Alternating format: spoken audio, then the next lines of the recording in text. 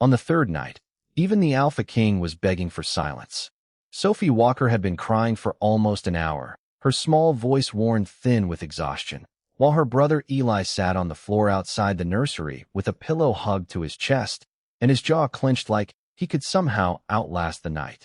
3 nurses had tried warm milk. Another had brought a music box. Someone else had read 2 stories and offered chamomile tea. Nothing worked. King Benjamin Walker stood in the hallway with both hands braced against the back of a chair, looking more helpless than any ruler had a right to look. "She has barely slept in 3 nights, Rachel Moore whispered. "Neither has Eli." Ben looked toward his son. "Eli, come sit with me." "I am fine." He was not. Everyone could hear it. Emily Carter turned the corner carrying a basket of clean nursery linens and nearly stopped when she saw the royal family gathered in the hall. As a rejected Omega assigned to laundry work, she knew better than to linger where she had not been summoned. She lowered her eyes and kept walking. Then Sophie cried out again. Emily's hands tightened around the basket. Without thinking, she began humming under her breath, the same tune her mother used to sing whenever storms shook the windows of their old house. The crying stopped. Completely. Emily froze. So did everyone else. The hallway became so quiet that the crackle of a nearby fireplace sounded loud. Ben lifted his head. Rachel stared toward the nursery door. Emily stopped humming. Sophie immediately began crying again. Ben turned toward her. "Do that again." Emily hesitated. His voice was not commanding. It was desperate. "Please." That single word changed her decision. Emily set the laundry basket on the floor. "I do not know if it will help." It already did. She did not enter the nursery. Instead, she sat down on the carpet outside the open door, leaving several feet between herself and the children. Then she began to sing. The lullaby was simple, almost embarrassingly simple, about moonlight on pine trees and finding your way home before morning. Sophie's crying slowed first, then stopped. A minute later, she appeared in the doorway wearing a blue nightgown, her face tired and damp with tears. Emily kept singing but did not reach for her. Sophie crossed the hallway on her own and sat beside her. Eli watched from the wall. "You do not have to listen," Emily told him softly between lines. "I am not." He moved closer anyway. By the middle of the song, Sophie had leaned against Emily's shoulder. By the final verse, Eli had lowered his pillow to the carpet and sat beside his sister. Ben did not move. He simply watched his children breathe more slowly than they had in days. When Emily finished, Sophie was asleep against her side. Eli's eyes were closed too, though one hand still rested protectively over his sister's blanket. Rachel covered her mouth. 3 nights, she whispered. "We tried for 3 nights. Emily looked down at the 2 sleeping pups. They were tired enough to sleep. But Ben was staring at her differently now. "That song," he said quietly. Emily looked up. "What about it?" His face had gone still. "My wife used to hum something almost exactly like that to Sophie." Emily felt the warmth leave her hands. The late Luna had been gone for 2 years. Before she could answer, Sophie stirred in her sleep and whispered one word into Emily's shoulder. "Mom." Emily stayed perfectly still after Sophie whispered the word. For one painful second, she considered waking the little girl just to correct the mistake. Then Ben shook his head. "Let her sleep." His voice had changed. Softer now. Tired. Rachel carefully lifted Eli while Ben carried Sophie from Emily's shoulder. Neither child woke. Emily gathered the abandoned laundry basket and expected the night to end there. It did not. "Miss Carter." Ben stopped her before she reached the stairs. "Where did you learn that song?" Emily turned. "From my mother." "Was she from Silverpine?" "No. We lived nearly 200 miles south of here." Ben looked unsettled. "My wife never knew anyone from that region." Emily tightened her grip on the basket.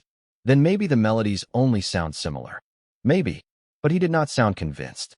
By morning, Emily had convinced herself the entire thing had been exhaustion and coincidence. She returned to the laundry room before breakfast, sorting sheets while steam fogged the windows. 20 minutes later, the Alpha King walked in. Every worker stopped. Emily nearly dropped a stack of towels. Ben looked around the room, clearly aware he had entered a place kings rarely visited. "I need to speak with Emily Carter." No one moved until Emily stepped forward.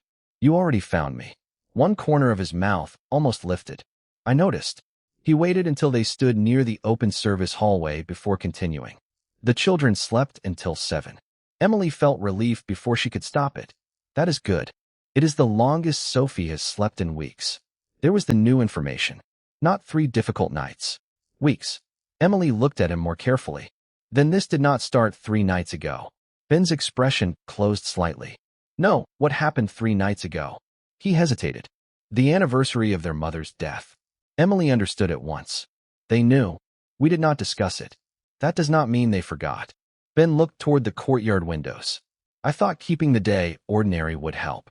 Emily said nothing. He noticed. You disagree. I think children can feel when adults are avoiding something. Ben absorbed that without offense. Then he asked, would you sing again tonight? Emily's first instinct was no. I work in laundry, Your Majesty. I am not a royal nurse. I know. And I do not want them believing I can replace what they lost. His eyes met hers. Neither do I. That answer made her pause. Then do not ask me to become part of their bedtime every night. Ben was quiet for a moment. What would you suggest? Emily had not expected him to ask. Find out what they are actually missing. Their mother. Yes, but grief is specific. Maybe Sophie misses the song. Maybe Eli misses something completely different. Ben's face shifted at his son's name. Eli says he is fine. So did he last night. That landed.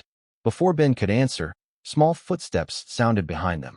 Eli stood at the end of the hallway, already dressed, his expression guarded. Dad. Ben turned. Good morning. Eli ignored the greeting and looked directly at Emily. Was that really your mother's song? Yes. Did she die too? Emily's breath caught. When I was 19. Eli considered that. Do you still miss her? Every day. His next question came without warning.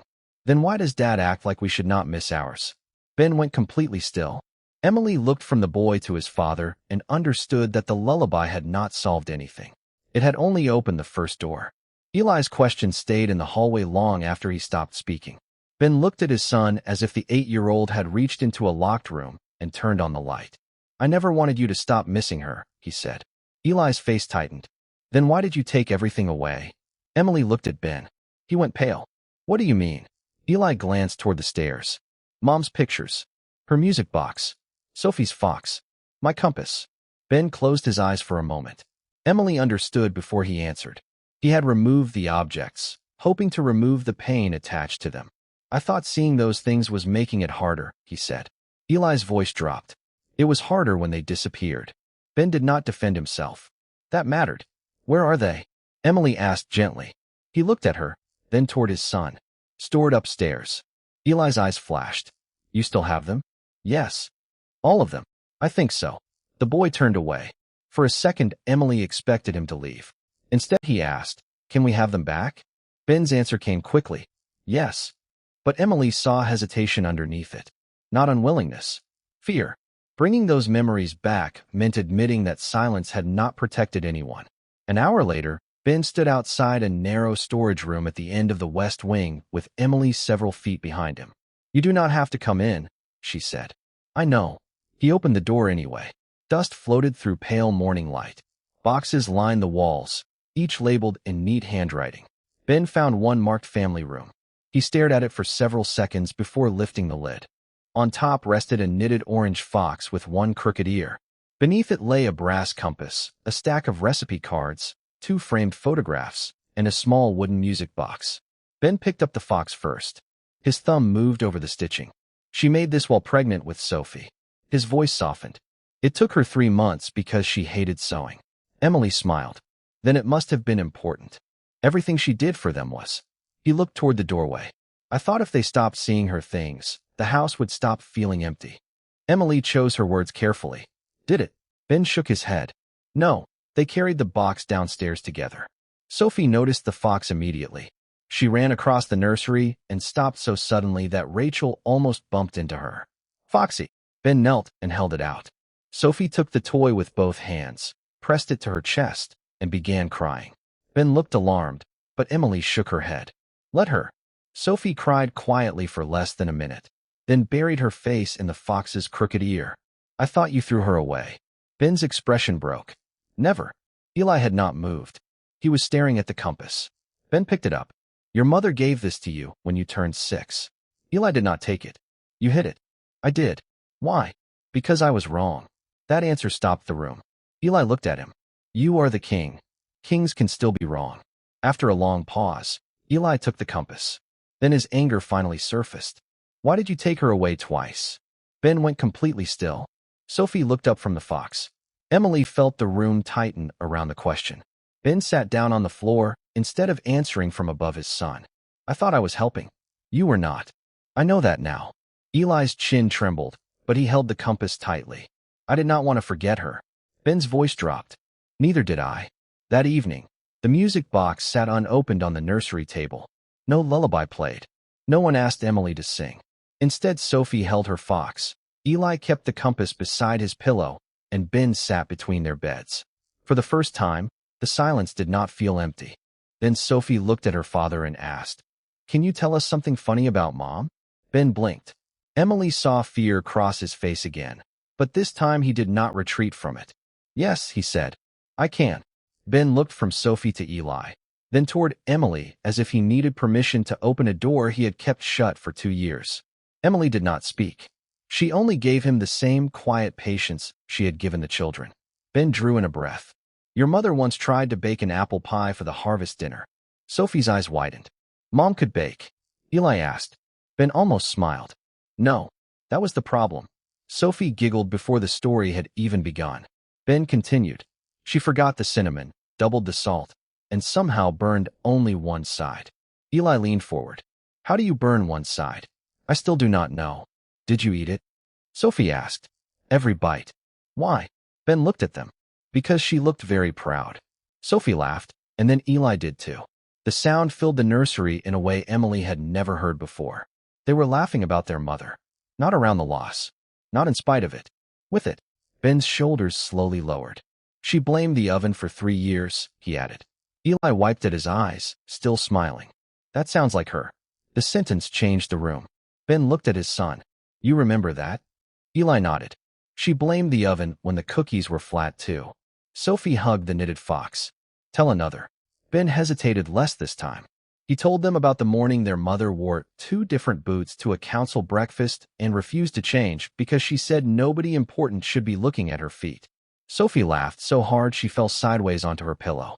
Emily smiled from her chair near the door. She had expected tears eventually. What she had not expected was relief. Memory was no longer only something that hurt. An hour passed without anyone noticing.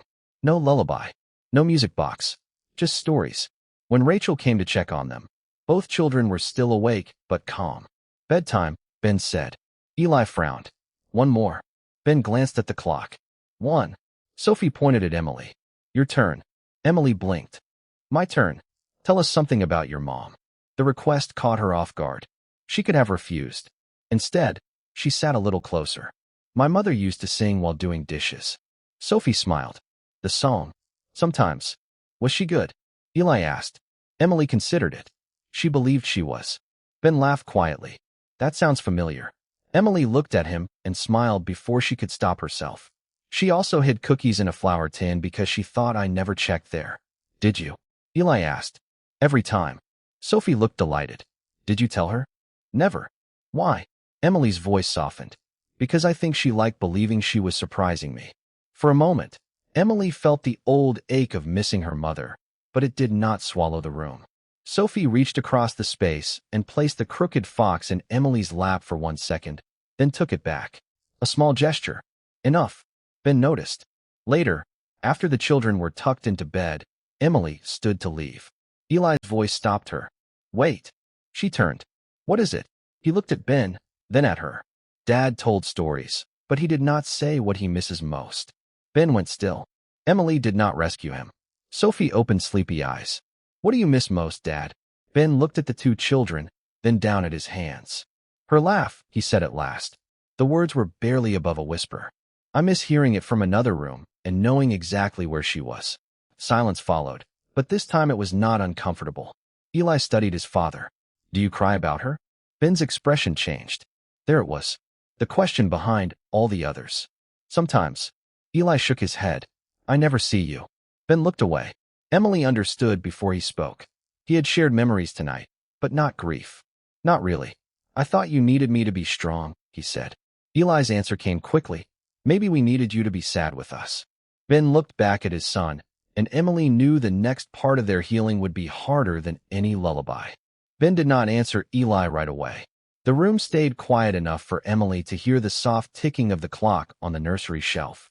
Sophie had curled onto her side with the knitted fox beneath her chin, but she was still awake. Eli sat upright, waiting. Ben finally pulled the chair closer to both beds. "I was afraid," he said. Eli frowned. "Of what?" Ben looked down at his hands. "That if I let myself be sad in front of you, I would make everything worse." Sophie blinked slowly. "Why?" "Because I am your dad. I thought my job was to make you feel safe." Eli's voice softened. "You can be sad and still be dad." The simple certainty in his answer seemed to undo something Ben had been holding together for too long. He looked toward the window, drew in a breath, and when he turned back, his eyes were wet. He did not hide it. He did not apologize. "I miss her every day," he said. Sophie sat up. Ben continued before fear could close him again. "I miss the way she sang too loudly in the kitchen. I miss how she stole my side of the bed because she said kings did not need that much space. I miss hearing her laugh from another room." A tear slipped down his cheek. Eli stared at it as though he had never seen anything more surprising. Then he climbed out of bed and walked to his father. Ben opened one arm. Eli stepped into it. Sophie followed seconds later, Fox still clutched against her chest.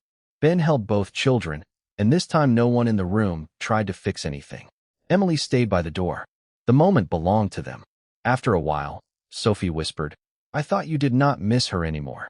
Ben's face tightened. "I am sorry I made you think that." Eli rested his head against his shoulder. "I thought if you did not cry, maybe I was doing it wrong." Ben closed his eyes. "You were never doing it wrong." Emily felt the words settle into the room like warmth. Then Sophie surprised everyone. She began humming. Just the first line of the lullaby Emily had sung 3 nights earlier. Her voice was uncertain and barely on pitch. Eli looked at her. "That is not how it goes." Sophie frowned. "Then help." Eli rolled his eyes, but he hummed the next line. Ben's expression changed. He listened as his children carried the melody themselves, shaky at first, then steadier. Emily did not join them. She did not need to. That was the important part. When the song ended, Sophie yawned. "Again tomorrow?" Ben asked.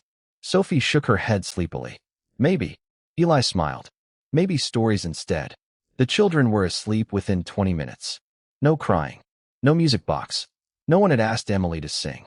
Outside the nursery, Ben leaned against the hallway wall and let out a breath. "You were right." Emily folded her arms. "About what?" "They did not need me to be unbreakable. No one does." He looked at her. "What did you need when your mother died?" The question caught her off guard. Emily stared toward the dark windows. "Someone who did not treat my sadness like an inconvenience." Ben's expression softened. "Did you have that?" For a while. He seemed ready to ask more, but footsteps approached. Daniel Foster appeared at the end of the corridor carrying a sealed folder. "Ben, the council wants an emergency meeting in the morning." Ben straightened. "Why?" Daniel glanced toward the nursery door, then at Emily. "Word reached them that the children have been struggling at night." Emily's stomach tightened. Daniel continued. "They are using it to reopen the question of a new Luna." Ben's face went cold. "Absolutely not." Daniel lowered his voice. "They already invited a candidate to Silverpine." Emily looked toward the sleeping children behind the door. The family had finally learned how to grieve together. Now someone outside it had decided healing required replacing the woman they had lost. The council chamber was already full when Ben arrived the next morning. Emily had not been summoned, but that changed when Daniel appeared at the laundry room door 20 minutes later. "He wants you there." Emily set down the folded sheets. "The king." Daniel shook his head. "No." Sophie and Eli. That surprised her more than any royal order could have. When Emily entered the chamber, she found both children sitting beside Ben instead of waiting in the nursery. Sophie held the knitted fox in her lap. Eli carried the brass compass. Across the table sat Councilman Edward Pierce and 4 elders, all dressed as if this were a ceremony instead of an argument. Pierce looked at Emily, then at Ben. "This is highly irregular." Ben's voice stayed calm. "So is inviting a possible Luna into my home without my permission." Pierce folded his hands. "Your children have been distressed for weeks. The kingdom requires stability." Eli frowned. "We are stable." Sophie nodded. "We slept." Pierce seemed unsure whether to answer them. Emily almost smiled. Then he looked directly at her. Miss Carter, surely you understand that your presence has complicated matters. Emily felt every eye in the room turned toward her. Once, being a rejected Omega in a room like this would have made her disappear into herself. Not anymore. How? The children have become attached to you. That is not a crime. No, but they require a mother. The words made Sophie grip the fox tighter. Emily saw it immediately. No, she said. Pierce blinked. Excuse me. Emily stepped closer to the table. They had a mother. Silence fell. They still love her.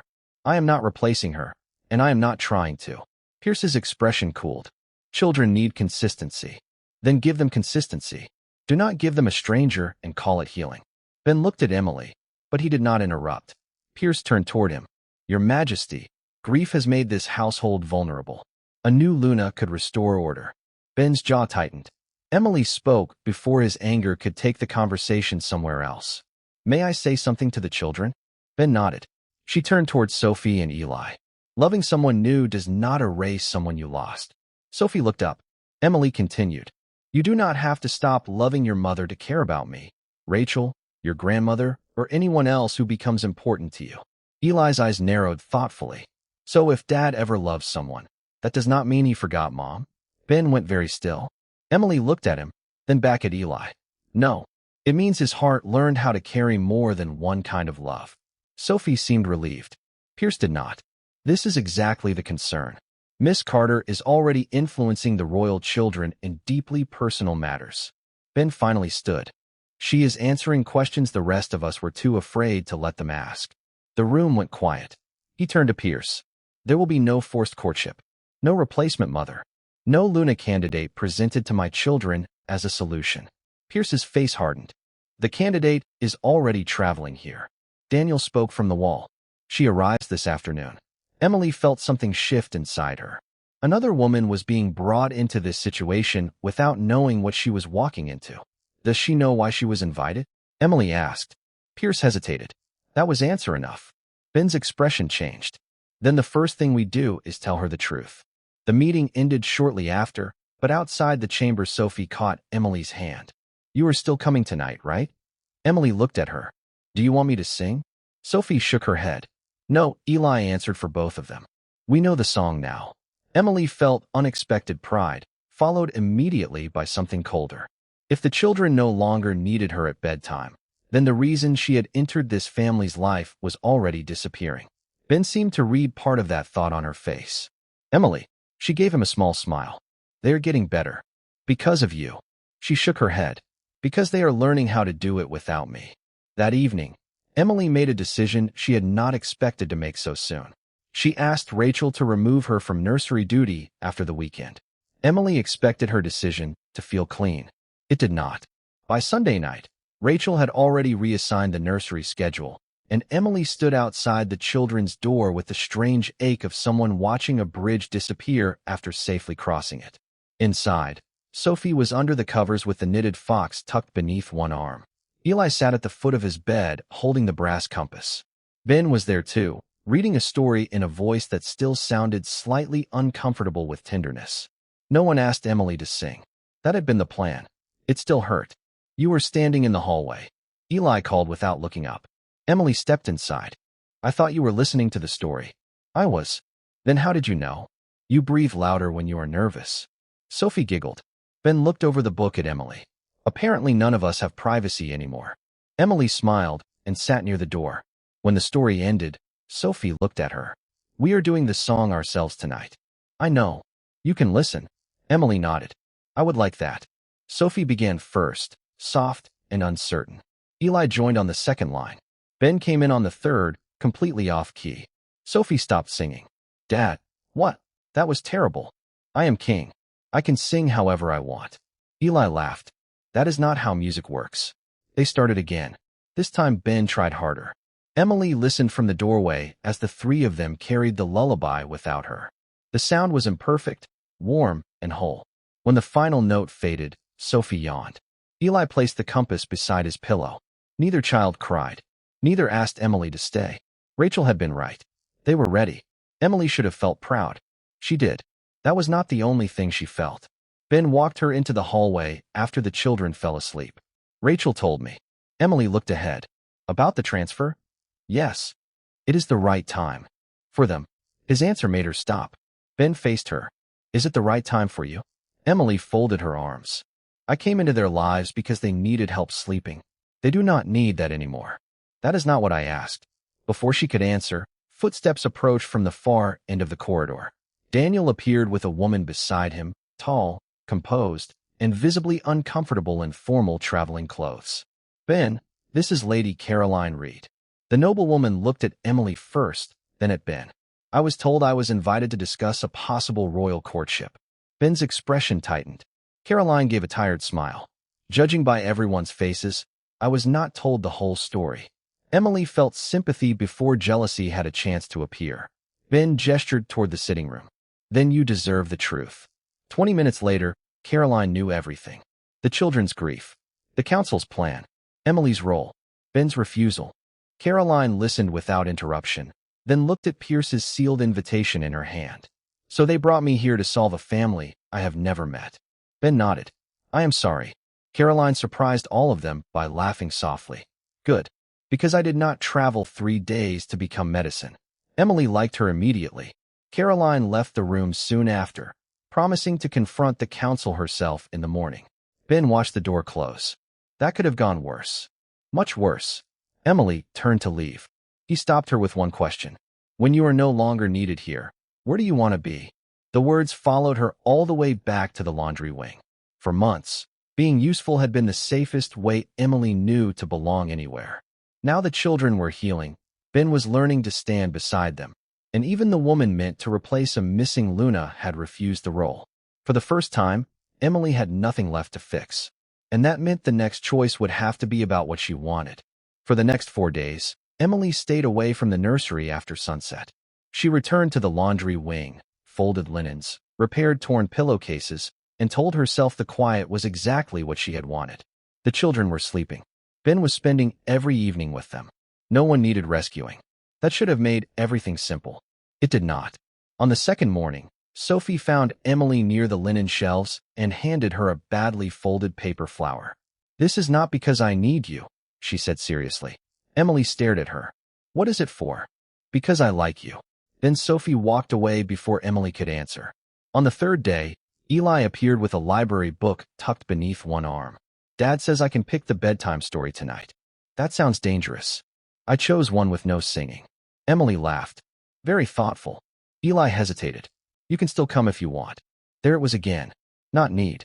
Invitation. Emily thanked him, but did not go. She needed to know whether she missed the family because she had built a role there, or because she wanted the people themselves. By the fourth afternoon, she had her answer, and it frightened her more than rejection ever had. She missed Sophie's questions. She missed Eli pretending not to care. She missed Ben asking what she thought, and actually waiting for the answer. She missed being seen when she was not useful. That evening, Emily crossed the courtyard carrying a basket of clean blankets just as Ben stepped out of the council building. Neither expected the other. They stopped several feet apart. How are they? Emily asked. Sleeping. Without trouble. Sophie complains about Eli's singing. Eli complains about mine. Emily smiled. Then they are definitely recovering. Ben smiled too. Then the expression faded into something quieter. And you? I am working. That is not what I asked. She looked down at the basket. Before she could answer, Ben reached to steady a blanket sliding from the top. Their hands touched. Warmth moved through Emily, so suddenly she forgot to breathe. It was not ordinary attraction. It felt deeper, older, like recognition arriving before permission. Ben pulled his hand back immediately. His eyes had widened. Did you feel that? Emily nodded once. Neither of them said the word. Mate. She had spent too many years believing bonds decided what women were supposed to endure. Ben seemed to understand the fear on her face. Nothing changes unless you want it to. Emily looked at him. You know what this could mean. Yes. And you are not going to ask me to stay? Ben was quiet for a moment. If I ask now, you might always wonder whether I wanted you because of the bond, or because you helped my children. Her heartbeat slowed. What do you want? I want to know the answer when there is nothing left for you to fix. Emily tightened her fingers around the basket. Then do not ask yet. Ben nodded. All right. No argument. No wounded pride. Just space. 2 more days passed. Sophie slept. Eli slept. Ben stopped sending messages through Rachel and never summoned Emily. He kept his promise so completely that Emily began to understand the real test was no longer his. It was hers. On Friday evening, she heard music coming from the small gathering hall. Margaret Walker, Ben's mother, had arrived for dinner, and the children were singing for her. Emily paused outside the open doors. Sophie stood beside Eli. Ben sat near the fireplace. They sang the lullaby together, imperfect and steady. Sophie saw Emily in the hallway. She did not run to her. She simply smiled and kept singing. Emily felt tears fill her eyes, but they were not sad. The family was whole enough to keep going without her. That was exactly when she realized she wanted to walk toward them anyway. Emily did not step into the gathering hall right away. She stood in the doorway until the children finished the last line, listening to their voices settle into silence without tears, without fear, without needing her to carry them through it. Margaret applauded first. Sophie bowed with unnecessary seriousness. Eli pretended not to be pleased. Ben looked proud enough to forget anyone else was in the room. Then Sophie saw Emily. She smiled, but she did not run to her. That small choice told Emily everything she needed to know. The children were not reaching for her because they were afraid to stand alone anymore. They simply wanted her there. Emily walked inside. Margaret greeted her warmly, and Eli immediately informed her that Ben had missed 2 notes. 3, Sophie corrected. Ben looked offended. I was emotionally accurate. Emily laughed. That is not a musical category. For the next hour, no one asked Emily to solve anything. She ate dinner. She listened to Sophie describe a drawing. She argued with Eli about whether a compass could be useful indoors. She watched Ben refill his mother's tea without being reminded. Ordinary things. Somehow they mattered more than every dramatic moment that had brought her here. Later, Margaret took the children upstairs, leaving the gathering hall unexpectedly quiet. Emily began stacking abandoned song sheets when Ben approached. You do not have to clean those. I know. You say that a lot. She looked at him. Because people keep telling me what I do not have to do. His smile faded into something gentler. Then what do you want to do? The question no longer frightened her. Emily set the papers down. I want to stay at Silverpine. Ben's expression changed, but he did not interrupt. Not in the nursery, she continued. Not because Sophie sleeps better when I am nearby. Not because Eli trusts me. And not because the bond appeared. Ben took a slow breath. Then why? Emily looked toward the hallway where the children had disappeared. Because I like breakfast with Sophie even when she asks impossible questions. Because Eli acts like he does not care whether I come to story time, and then saves me a chair anyway. Because I like hearing you laugh when no one is supposed to be watching. Ben's eyes warmed. Emily continued before courage left her. And because when I stopped being useful to your family, I still missed you. For a moment, Ben simply stood there. Then he said, they do not need you to sleep anymore. Emily smiled. I know. They do not need you to hold this family together. I know that too. His voice softened. But I still hope you stay. Emily stepped closer. That is why I am saying yes. The bond stirred between them, warm but quiet, no stronger than the choice she had already made. Ben did not reach for her immediately. He waited until Emily offered her hand. Then he took it. Months later, the lullaby still appeared sometimes, but never because anyone was crying. Sophie sang it while brushing the fox's crooked ear. Eli hummed it badly while doing homework. Ben remained hopelessly off-key. Emily joined them when she felt like it. One winter evening, all 4 voices carried through the family room while snow gathered outside the windows. When the song ended, Sophie curled against Margaret's old quilt. Eli closed his book, and Ben looked across the fire at Emily. No one had been rescued that night. No one needed fixing. They were simply together. And for Emily, that was the first time belonging had ever felt like something freely chosen instead of something earned.